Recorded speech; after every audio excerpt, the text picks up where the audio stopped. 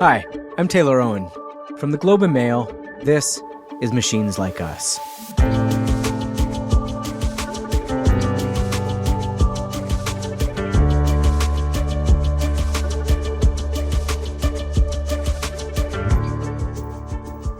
Okay, I know you didn't sign up for this, but give me a minute to vent about the Canadian healthcare system. I've recently been bounced around from specialist to specialist, waiting months and months for appointments that often only last a couple of minutes before I'm referred somewhere else. There were years where my family didn't have a family doctor, and my old doctor threw out all my medical records, leaving no trace of decades of my health data. All of this is immensely frustrating, and admittedly very minor compared to the true horror stories that many people have. But the thing is, this experience is hardly unique. In wealthy countries all over the world, doctors are getting squeezed for their time and their attention. In the US, the typical doctor's visit lasts only 7 minutes, and on average, a patient only has 18 seconds to explain their symptoms and their medical history before they're interrupted by their physician. Both of these things are likely contributing to the fact that there are 12 million significant misdiagnoses in America every year. We don't have the same kind of data available here in Canada, but my guess is that we're looking at a very similar picture. The bottom line is that as doctors have gotten busier and their jobs have gotten more demanding, they have less and less time with their patients, and our quality of care is suffering because of it. But Eric Topol thinks there might be a better way. Topol is a cardiologist and one of the most widely cited medical researchers in the world. He's also a bit of a maverick in the medical community, someone known for pushing big, ambitious ideas in a profession that is often quite cautious. And his latest book, Deep Medicine, is no different. In it, he proposes a radical idea that in order for our medical system to become more human, we need to embrace the inhuman in the form of artificial intelligence.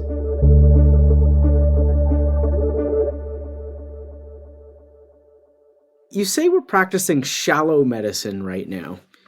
Can we just start with what you mean by that? Because I think that's the norm to a certain degree. Well, it wasn't always that way, but it has been for some time. That is shallow, meaning that very limited time of a patient with their doctor, often single-digit minutes, and that time is compromised. That is, doctors are clicking away at a keyboard, looking at a screen, not really having face-to-face time. The patient doesn't feel like they're being cared for. The exam may be cursory or not even exist, a physical exam. And also on the clinician side, there's not a lot of reflective thinking, system 2 thinking, if you will, from Danny Kahneman, but rather reflexive system 1 thinking. So every way you look at it, it's fast, it's shallow, and it's not adequate. You said it always hasn't been like that. When did that change and why did that happen? Yeah, well, I'm old enough to know back in the 80s, medicine was different. There was no electronic health record or screens. There was more time allocated for each patient visit. So the relationship with patients was much more intimate and with more trust and presence. It was a special thing where you knew the doctor always had your back. You didn't feel rushed. And the norm was that there was trust, and we have to get that back. Even just sticking on the time with patient and doctor, I mean, it's remarkable the change. I mean, I can't remember what year it was exactly, but I've heard you describe 30 minutes to an hour average time versus 6 minutes now. I mean, that's just a remarkable transformation of the practice. Right, and part of this is that, unfortunately, physicians have never been able to stand up on behalf of patients, and they've been squeezed to the hilt, to the point where not even just is the time of the visit compromised greatly, but also there's after-hours time of charting electronically, data clerk work, which has led to a tremendous amount of disenchantment and burnout. So not only the patient's upset, but also doctors and nurses are equally unhappy. So there has to be a solution, and I think there is one. I mean, it's interesting to hear you reference new technologies like computer screens and electronic healthcare records that were, I guess, initially designed to make the practice more efficient, but have ended up causing some of the degradation in the patient-doctor relationship that you're talking about. So what makes you think AI is going to be different? Well, the first premise that you had, which is that the technology, the main one being electronic health records, were introduced to make things more efficient, that actually is flawed because it wasn't done for that. It was done for billing purposes. So it was part of the big So it business. depends how we define efficiency, I guess. Yeah. Efficiency. It wasn't for, better care. It was better capture for billing. And essentially it still is. Now, why is the AI technology going to promote the humanity in medicine and bring back the patient-doctor relationship as it once existed? So the reason that's the case is it has the ability in many different dimensions to first alleviate the data clerk function, bring back face-to-face contact, the gift of time. It also provides for patients autonomy, much more democratization of medical stuff, their data, capturing their data and processing it, interpreting it. And then a bunch of other things that we can get into. But the main point here is that there's many opportunities that here we can harness the AI tools to recreate a medicine that is what it's supposed to be. Why we went into practice of medicine, why patients, what they expect to have the sense that they're being cared for and that we can provide the care that we believe is essential. I'm interested in that relationship between the introduction of the technology and productivity. And I think there's often a paradox with some of these technologies in that we think they're going to free up all this time to do all these wonderful things, but we end up just doing more of something else.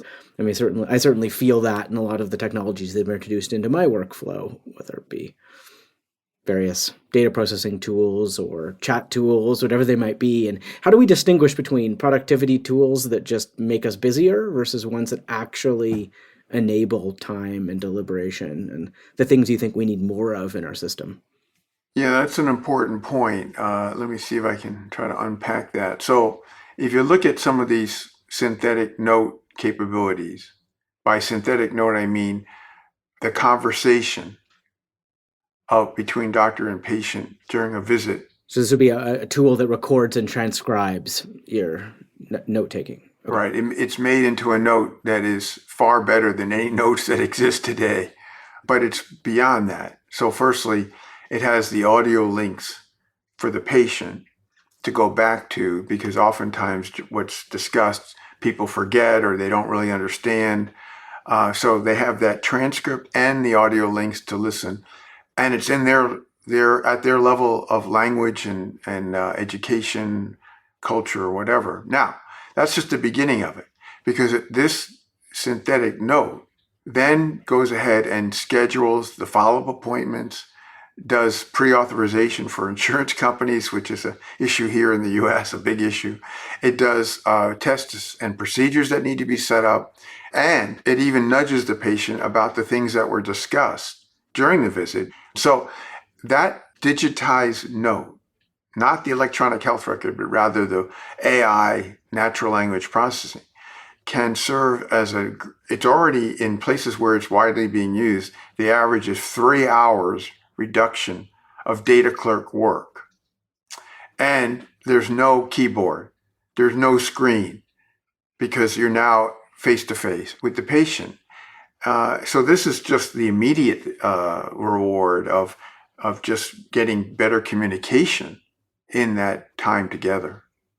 The other part of your question is, well, if we're more efficient, then aren't the overlords that are fixated on revenue going to say, oh, now you see more patients in any unit time, or read more scans or slides or whatever you're supposed to do? And that's where we have to stand up for that this has been compromised to such a terrible extent that we can't let that happen. This is our big chance. This is it. I mean, it sounds to a certain degree like artists pushing back against generative AI tools, and where we really have sort of human organization pushing back in some way. Yeah, I mean, this is wanting to use AI, but not letting that be used against clinicians. Because if it does, then we've lost that opportunity to fix. Our biggest problem is, if I had to say, what are the three words? Gift of time. That is, if you spend more time together and listen to patients instead of interrupting them after 8 seconds, so they can't tell their story, they can't express their concerns. Again, part of that shallow thing that you started with.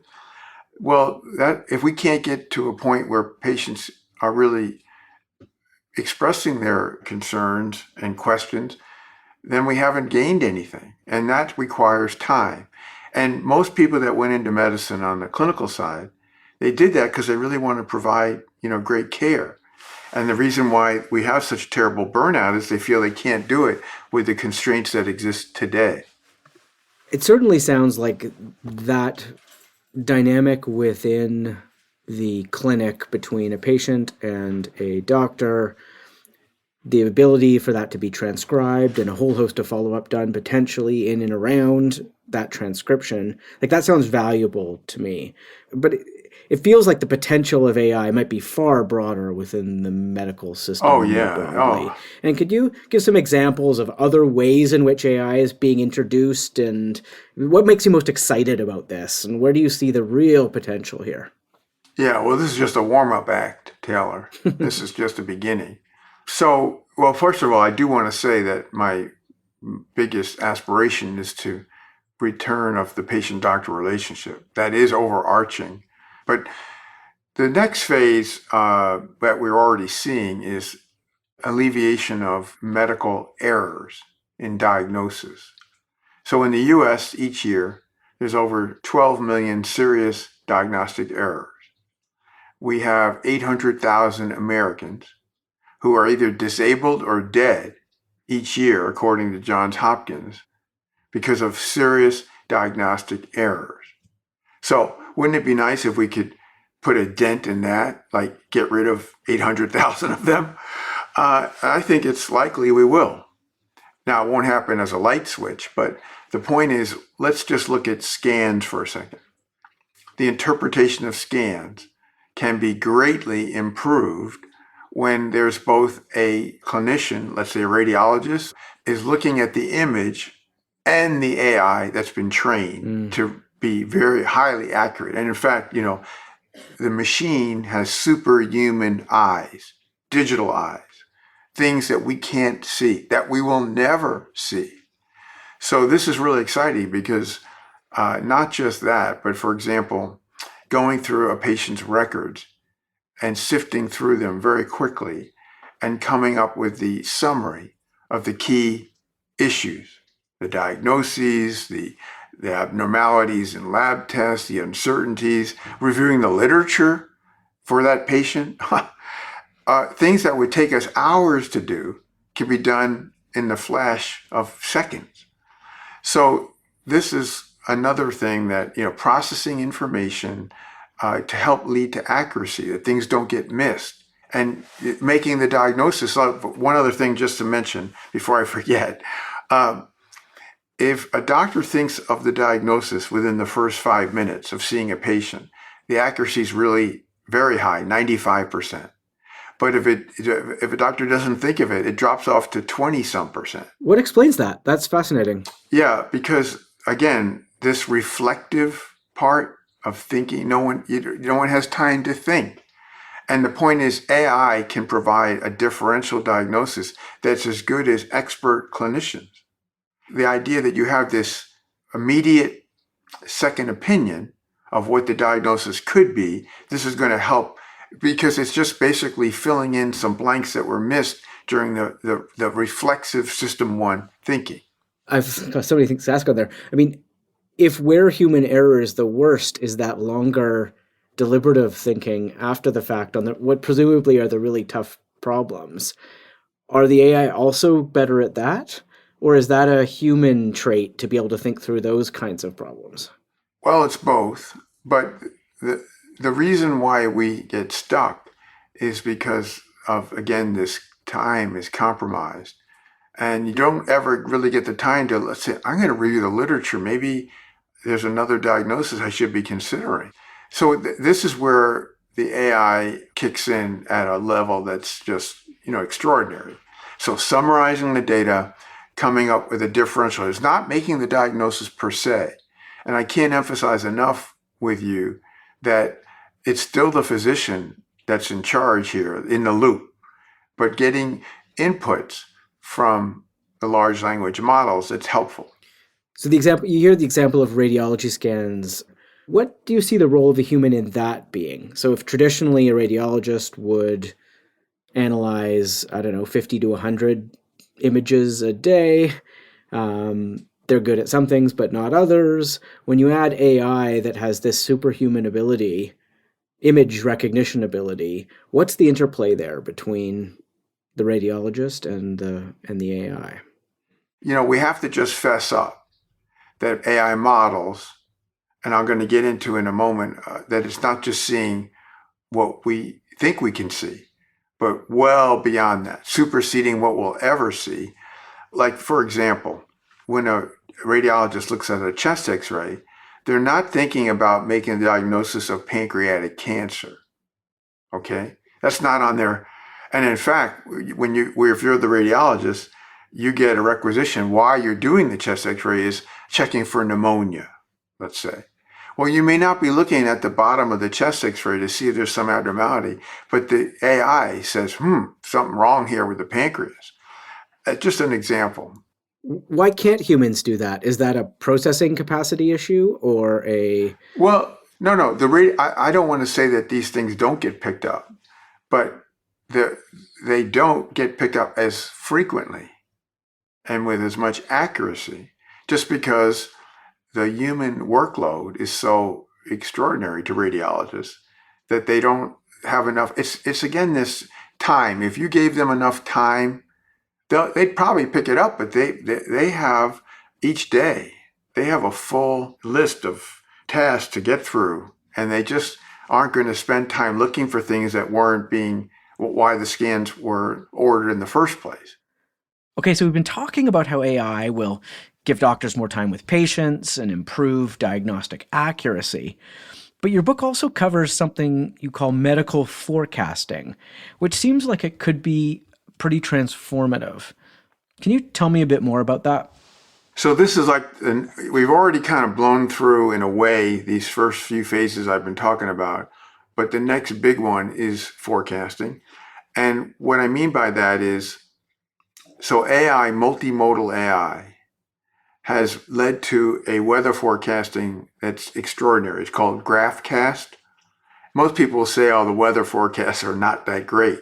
Well, guess what? They're going to be really great because they've now been essentially trained via AI with, years worth of data at any locale. Now, for medicine, it's similar. There's all these layers of a human being, not what's in their electronic health record, but their genome, their gut microbiome, their environment, their physiology through sensors, all their lab results, and on, all these layers of data. So the point being now that, let's say, if we just take Alzheimer's, for example, there's a biomarker for Alzheimer's that picks up accumulation of amyloid in the brain very early. And there are genes that put you at risk for Alzheimer's. So you could tell 20 years before even the start of Alzheimer's that someone was at very high risk. And you could track that now during those 20 years to try to prevent it from ever happening. And we're starting to have ways to do that now we never had before. So for serious illnesses like cancer, cardiovascular, Alzheimer's, Parkinson's, and things like this, we're having a potential medical forecasting through multimodal AI, defining high-risk people, tracking them, determining the time of intervention. I mean, it's really exciting. And, we're at the very early stages of using this, but we're going to reboot our whole approach to preventing. And I can't emphasize enough that all these years, we've had big talk about preventing illness, serious illness. And we don't do very well at that. Do you find in your practice that people are hesitant to learn about future risk if the preventative tools or the potential cures aren't as certain? Yes, so if it isn't actionable, then it's no good.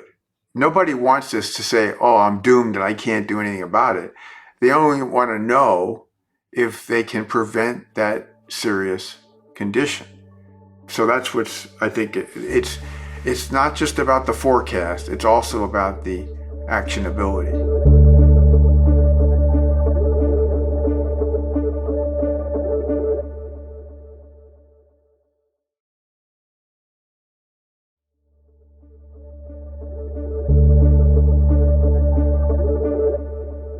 What about the other side of this spectrum? Where do you see AI or humans being substantially better than AI?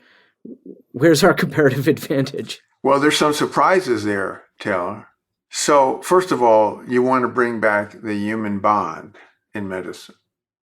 I mean, if there's one thing that's essential, that's it. And AI will never be able to do that. However, the big surprise was how good AI could promote empathy and better communication. So if we go back to that synthetic note and then say, critique the doctor, and you take the note and he says to the doctor, why did you interrupt Mrs. Jones after 9 seconds? She never got to express her concern. Why didn't you ask about this? So the point being is that the AI can coach the doctor to be a better communicator and more empathetic. And that's been shown now through several studies. I never would have guessed that. AI doesn't know what empathy is, but basically it's promoting it by knowing good language. So here again, we want to be as great a communicator and empathic as possible, and for the patient to know that this doctor has your back. Do you think this will mean we'll need to rethink what it actually means to be a doctor? Absolutely. Right now, the criteria for medical school admission is that you have very high grades and you have a very good score on your medical college admission test. But there's nothing about, are you a good interpersonal skills? Do you care about people? That sort of thing. So in the future, we don't need brainiacs so much. We need people that obviously have good judgment and are curious, that they want to read and keep up with their field and good reasoning power. Oh, yeah, sure. But knowing all what's in the medical literature and all the things that we used to memorize in medical and rote school. retention and Yeah, we don't need that anymore. That's where we can lean on machines and AI. I mean, whenever I spend time in hospitals, I'm, like most people, blown away by the empathetic capacity of nurses, Yeah. who really do the heavy lifting of the human relationships in the medical system. And I wonder if that's more what we're looking for, is what we've been training nurses to be. And the characteristics that of people who've been attracted to nursing might be more what we need in our system. I agree with you. I think by and large, you're going to find that quality exemplified in nurses. And I actually think in physicians, they are there. They're latent. They've been suppressed. They were there in the beginning, but they've been unfortunately Been beaten out of them by the system. beaten out. Yeah, they've become calloused. And I mean, you mentioned in your book that there's a study that medical students perform better after spending time in museums and art galleries. What's going on there? Is that related to this? that's a really good point you're making. This study, which is interesting because it's being reflective. It's spending time thinking about, what you're seeing in a museum, which is what we don't get to do enough. When you are really trying to get deeper in your thoughts and trying to be, more introspective, this is what we need in the care of patients. So you write about different alternatives here, that this new capacities could make things far better or worse. What are you concerned about here, and what path could come from this if we're not careful? Well, I touched on that earlier. I am worried that the efficiency that you mentioned could actually make things worse if that's possible. Because here in the US, most health systems are run by administrators. They're not run by clinicians. And their charge is to bring in more revenue. So this is really going to be a major tension going forward, because if you start to realize that, for example, right now at Emory Health System in Atlanta, the physician that's in charge of the information technology, HIT, he's getting love letters from his doctors about they're saving, hours a day because of these synthetic notes. Now, I've never heard of such a thing. I mean, I've never heard of the IT leader getting love notes. Now, here's the problem. As that gets more pervasive, then the administrator say, oh, wow, they have all these extra hours a day. I'm going to assign them more patients to see in unit time. We can't let that happen. This is a turning point in medicine. So if we don't stand up and say to these overlords, no, the gig's up. This is about care of patients. And, we've never stood up as a physician community. We've just let this happen. All these things that happen over these, 30, 40 years, we just let it slide. And this is a time that that's not going to work, because we may not get another chance like this. How do you see us avoiding that? And what do you think doctors should be doing there to push back against this? Well, I wrote an article in the New Yorker a few years ago about, I wouldn't want to call them unions, but it's kind of like that. We have a lot of gravitas together. We could stand up to that and say, no, we're not going to have 15-minute slots and actually have, 6 or 7 minutes with patients. There was an experiment that was done at Geisinger Health System in Pennsylvania, where, interestingly, they gave every patient clinic visit 40 minutes. And you couldn't leave the room, the doctor or the patient, before 40 minutes. That was the experiment. And what was amazing is the patients and the doctors loved it. They loved it, both.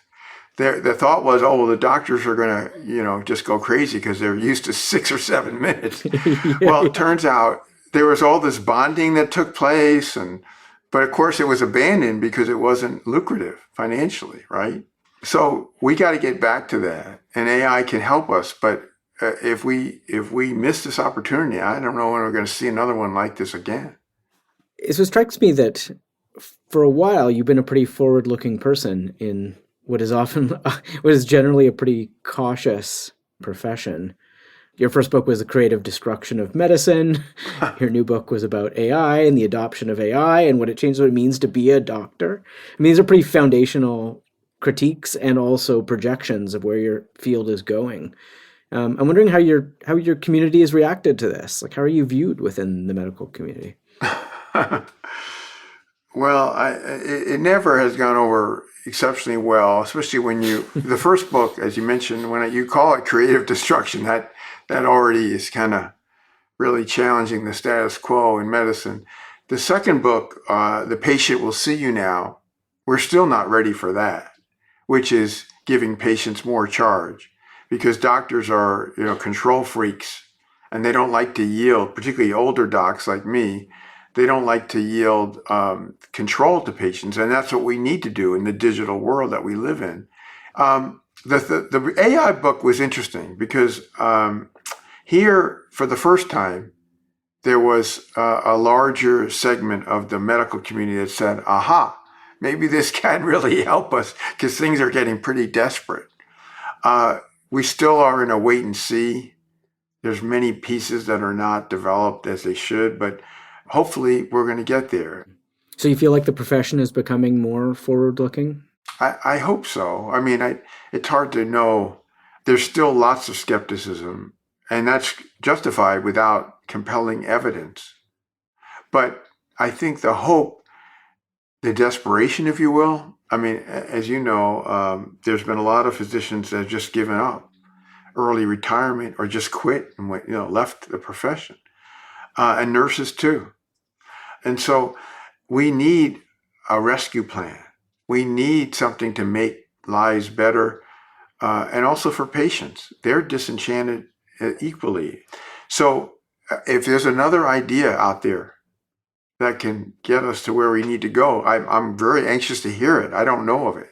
You mentioned empowering patients, and there seems to have been this dynamic between where doctors felt they needed to control information in order to protect patients, that information about the patient was better held in the hands of doctors than in patients. And I wonder if AI kind of flips that a little bit, where patients will now have more power themselves to understand data about themselves. And is that another potential here? Yeah, I'm so glad you mentioned that, because this is really a pet peeve of mine, which is it's our data as patients. We should own the data. It's ours. And the medical community is just not letting go of that data. It's a problem, serious problem. So my sense is that until that happens, patients can't have the charge. Like, for example, we rely a lot on portals, and that gives you only kind of the de minimis of about your record. It doesn't give you the raw images. It doesn't give you, a lot of what's in there. The problem is all that should be yours. And if you have AI models that can process your data and you have inadequate, incomplete inputs, it's only going to do a job that's inadequate. So this is a real issue. The unwillingness to let go, to give patients all their data, which is, I believe it should be a civil right to have all your data. We aren't doing this. We should be doing it. And that's also getting prepared for the AI world we're going to be living in, which is inevitable. Just to close here, you write that our current system is focused on curing and not healing. What does it mean to build a system or rebuild a medical system that is focused on healing? Well, I think healing comes from that human bond. The doctor really cares about me, and she or he is doing everything they can to get me to be better. I may not be cured, but I'm going to get over this, whatever it is, or I'm going to have a much better chance of surviving and without suffering, whatever it is. So we've got to do much better. It's a human trait. Cures are they're rarefied, true cures in medicine. There's just not many of them. But healing, that's what should be the norm. But it isn't something that happens with you give somebody a pill. The healing happens between people.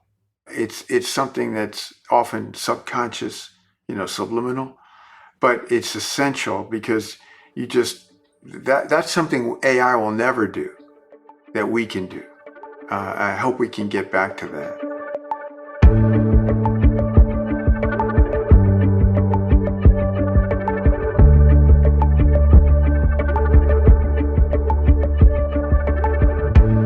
Machines Like Us is produced by Paradigms in collaboration with the Globe and Mail. The show is produced by Mitchell Stewart.